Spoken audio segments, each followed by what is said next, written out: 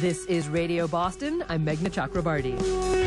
Finally, if you start digging in Lowell's original Irish neighborhood, what do you find? Rosary bead, clay pipes, pottery. I mean, we've got a really good array of artefacts which will help to be able to build up a picture of life here in the acre. Irish archaeologists search for signs of their 19th century countrymen in Lowell.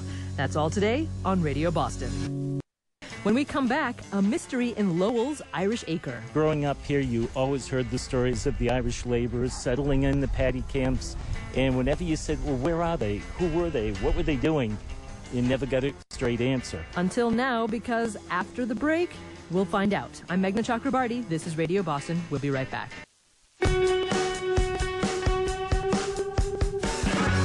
This is Radio Boston. I'm Meghna Chakrabarty.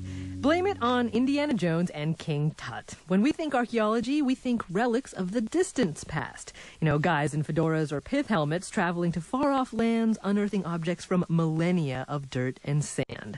In reality, archaeology is often more recent and much closer to home. It goes wherever the mystery is. So here's a case in point.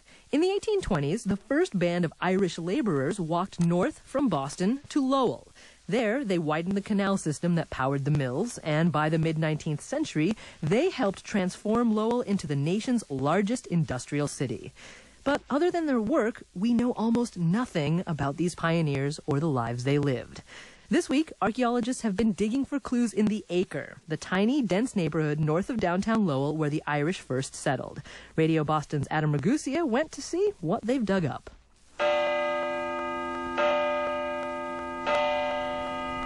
Which bell was that? It was Patrick. He's the largest bell. There are 13 bells up in the tower. In Catholic tradition, bells sing to God, so each one is baptized, and each bell has a name carved in on it. That's lovely. Yeah, that's beautiful tradition. The bells don't ring on the hour at St. Patrick's Church, where this excavation is happening, but I asked church archivist David McKean to give him a tug, just to give you a sense of this place. This neighborhood, the Acre, continues to be stop number one on the immigrant parade that's been marching through Lowell for almost 2 centuries. The Irish, the Greeks, French Canadians, Puerto Ricans, Vietnamese, and Cambodians, each wave has deposited churches, homes, and shops on top of each other in this tightly set place. You can see the strata of history and culture at every turn. It reminds me of Istanbul. And while the Acre's past may not be nearly as distant, it's no less mysterious, as McKean describes it. I attended St. Pat's. My family is 3rd, 4th generation in the Acre. And growing up here, you always heard the stories of the Irish laborers settling in the paddy camps. And whenever you said, well, where are they? Who were they? What were they doing?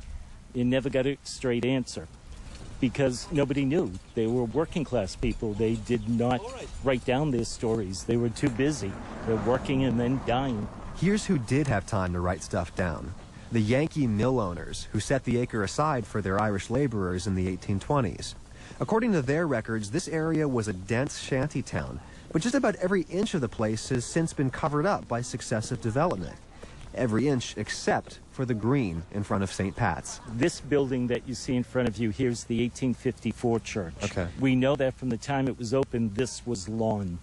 So what was here before that, that's what they're digging to find out.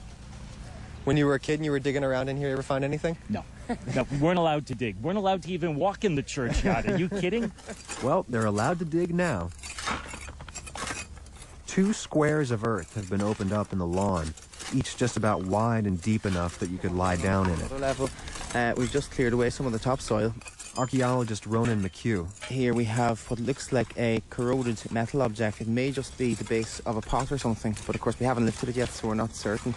It looks like it would just crumble like an old piece of paper if you touched it right now. Certainly, something like this has got to be lifted with great care.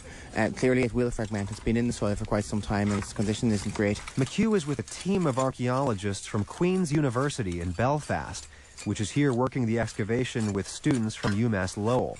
The 2 institutions inked a wide-reaching collaboration agreement last year.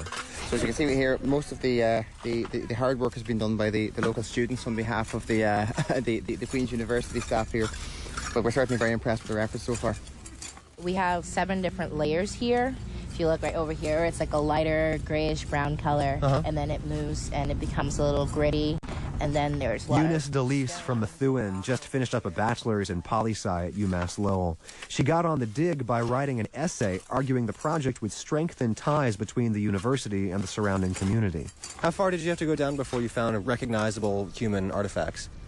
Not far, actually. After taking off the grass layer, within the first layer, we started to find some things. Found rosary beads, marbles.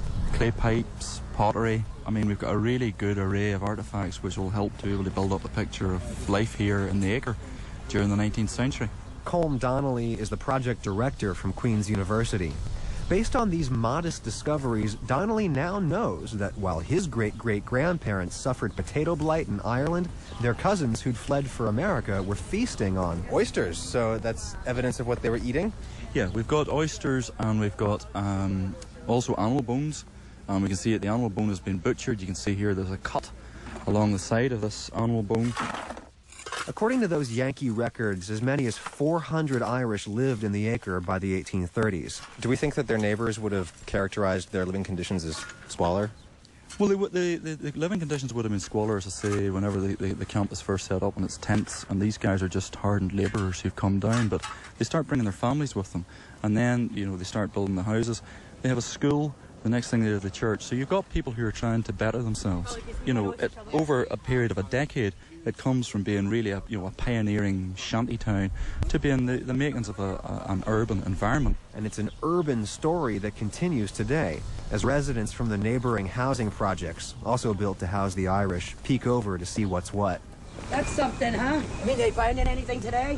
You know, bits of pots and a couple of oyster shells. That's interesting. Yeah, they used to eat oysters. The real findings will come in the months ahead, and artifacts are analyzed in labs all over the world.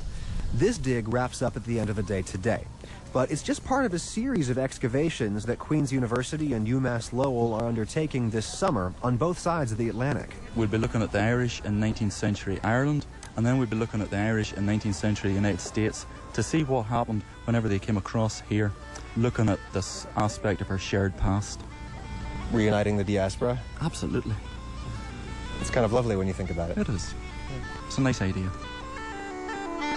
That report from Radio Boston's Adam Ragusia. Adam's with me now. Did you take any pictures when you were up in Lowell? Sure, including one of a remarkably intact clay pipe that they found a couple of days ago. That's all at WBUR.org/Boston.